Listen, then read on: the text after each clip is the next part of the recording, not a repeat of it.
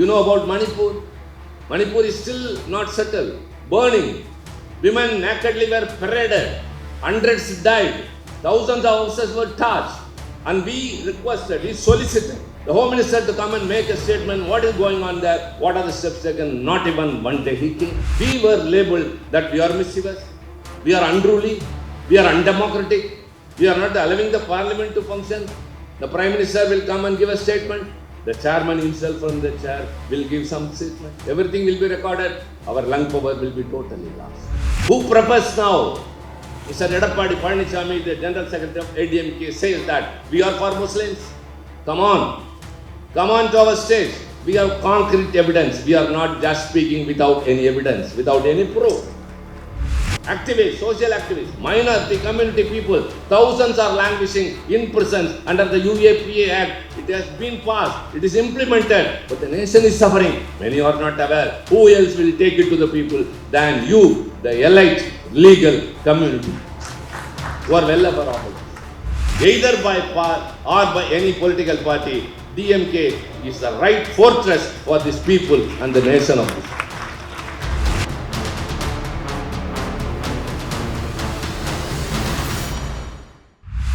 The minorities in this country feel insecure. It's not a mere vague accusation.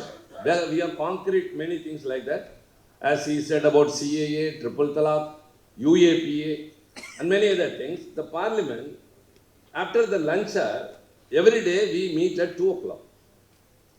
But only on Fridays, the Rajya Sabha meets at 2:30, whereas the Lok Sabha has been used to 2 o'clock. As an example, I would say, in Rajya Sabha, we can speak in all the 22 languages of the 8th schedule of the Constitution.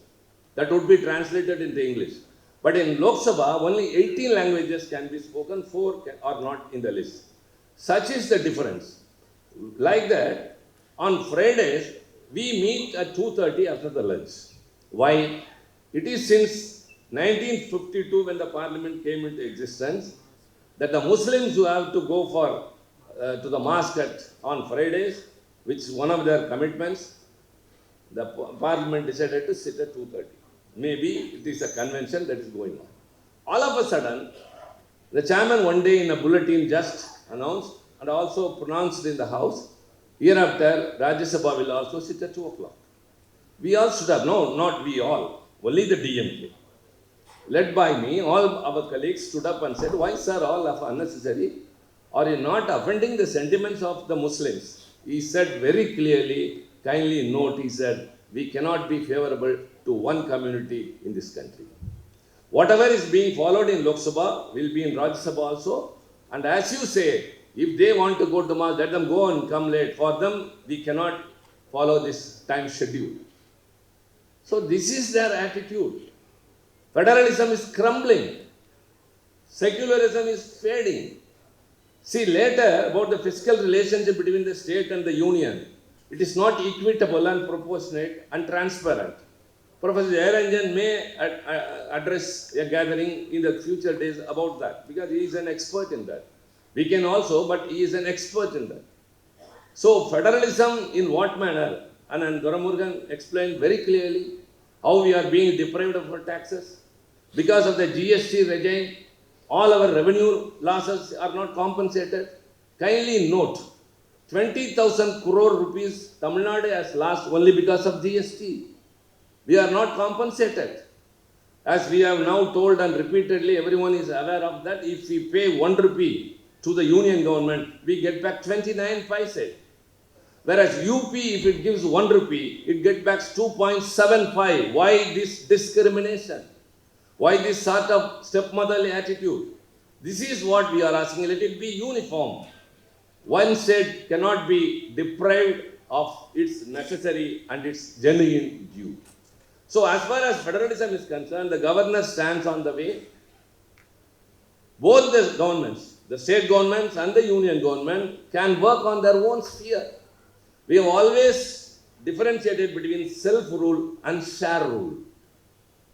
The DMK, whatever it is saying, it cannot be misinterpreted. We are neither dependent, we are neither independent, but we are interdependent, that we have always given the explanation. That's what Anna told. That's why he evolved the policy of state autonomy that has become our demand. Our leader, Dr. Kalaignar, made it the life motto and slogan of the DMK party. So, state autonomy is the only solution for restoring the powers of the state, which are being usurped now by the union government. Though the constitution ensures us so much of rights, the trespassing, the transgressing, the usurping, everything is done by the union government by each and every way of their enactment. Kindly, please, don't forget, they are not doing it themselves. Everything legally they are doing with the brute majority they have in the Lok Sabha, and the majority they manage, floor manage in the Rajya Sabha. Even otherwise, we obstruct to the maximum. Many are not aware what is going on there. Many laws have come into existence. They are implemented, and the repercussions and the implications are not felt by many, and their design and device we have to be very cautious about, because DMK is the only castle of this nation for democracy as well as this federalism. You know about Manipur? Manipur is still not settled, burning. Women nakedly were paraded, hundreds died, thousands of houses were touched, and we requested, we solicited the Home Minister to come and make a statement, what is going on there, what are the steps taken. Not even one day he came. When we agitated and we were thrown out, people outside said, what, you are always going to the parliament and create confusion and coming out. Don't you have responsibility? You are wasting exchequer's money. That was an accusation upon us. But what for we did? If a person is hungry and cries, I am hungry, hey, why are you shouting? There's a normal saying. One person stole something from one person's pocket and was running. And he shouted, thief, thief, thief. And the police came, you spoiled the public, you are a nuisance person, you are spoiling the public amity. So you filed a case against you.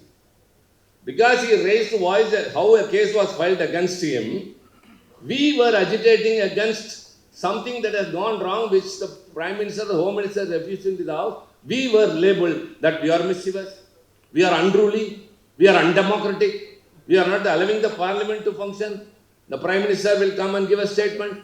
The chairman himself from the chair will give some statement. Everything will be recorded. Our lung power will be totally lost. This is the condition in the Parliament today.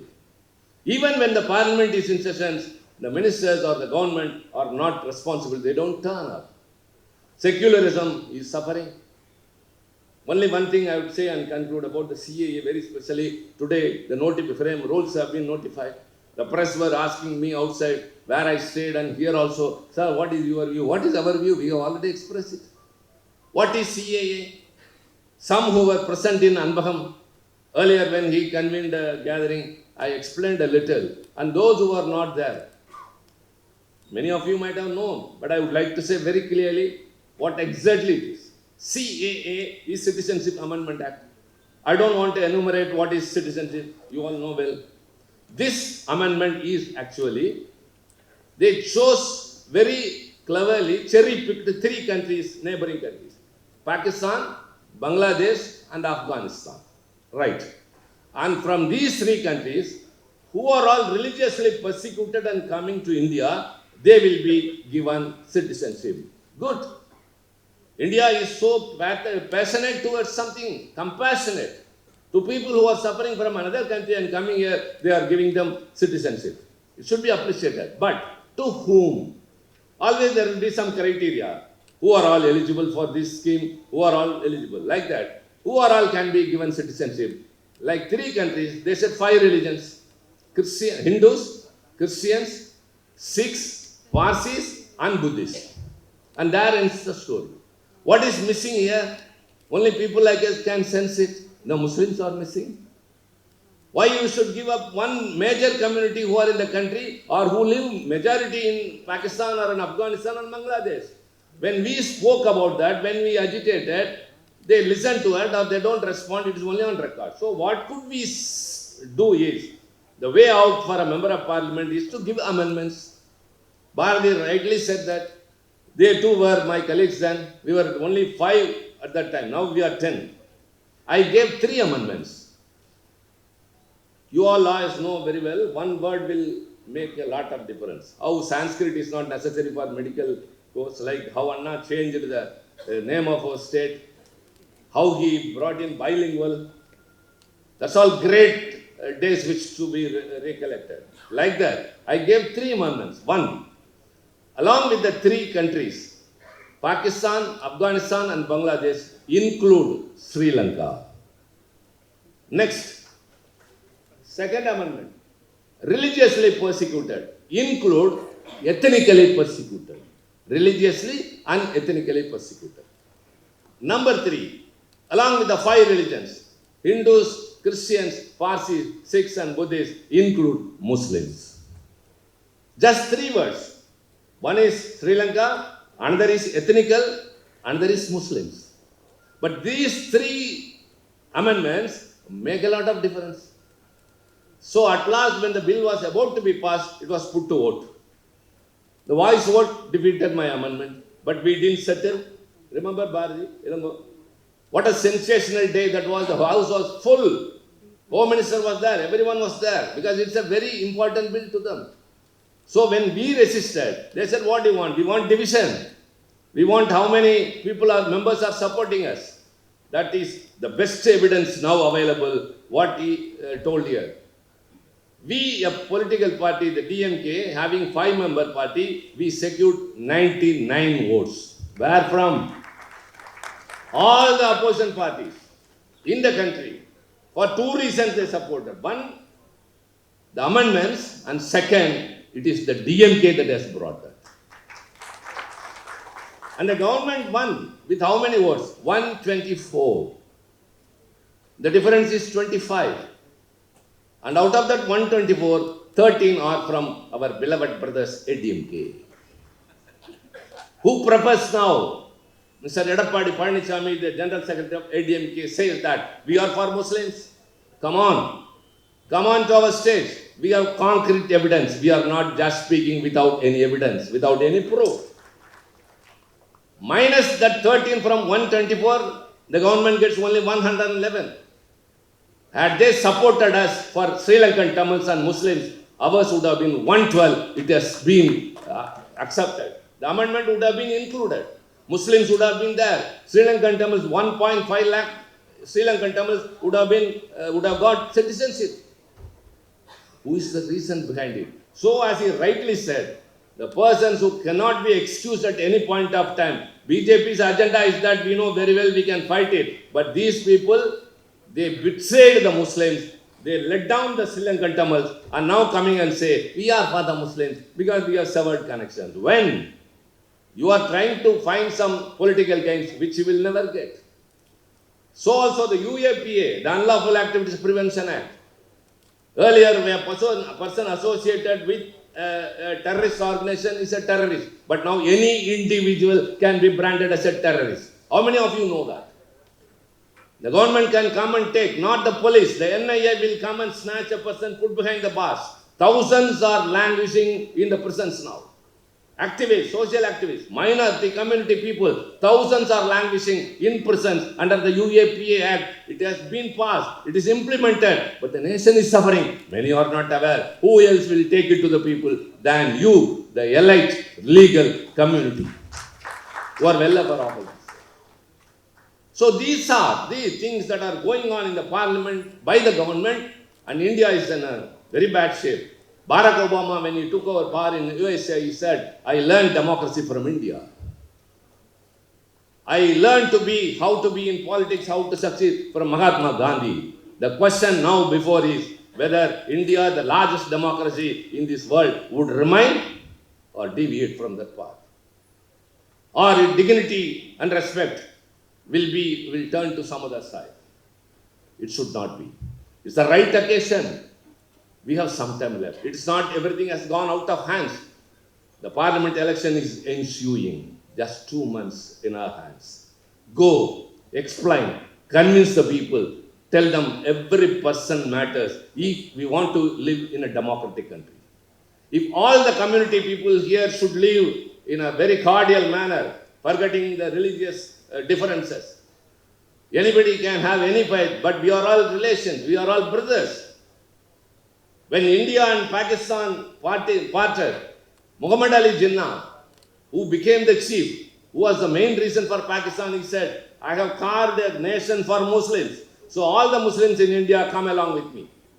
But the Muslims in this country told, we are Muslims, but India is our nation, and they decided to stay here. What are you going to pay them back? Are they not serving the military? Are they not contributing to the economy of this country? Why you should deprive someone? Why you should discriminate? So it may be Muslims or Christians or Parsis or Sikhs or anybody for that sake, and Hindus. Let us all live together.